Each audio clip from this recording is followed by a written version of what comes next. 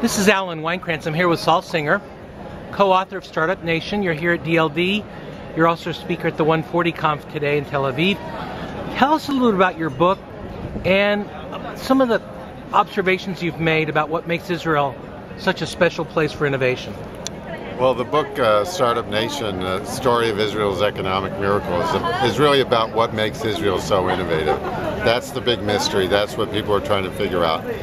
And it's a long story. It's all kinds of factors. It's the fact that Israel itself is a startup.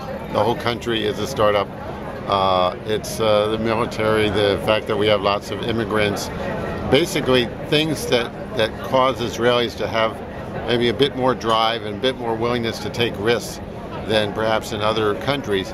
And this is what we argue is the key to startups. It's not so much the ideas, it's more what you add to them in terms of determination and willingness to take risks. One of the things I've seen on this trip has been, the voluminous amount of web-based startups, seeing more and more incubators, more and more co-working spaces that are much like what we see in the States. But the other thing I've seen, though not large in numbers, are people moving here from the US, from the UK, from Spain, from Italy, from France that I'm meeting that are starting web-based businesses but are taking advantage of the infrastructure here but can still run their businesses afar. But there's very much these same innate qualities that I'm seeing that are based on the themes and premises of your book.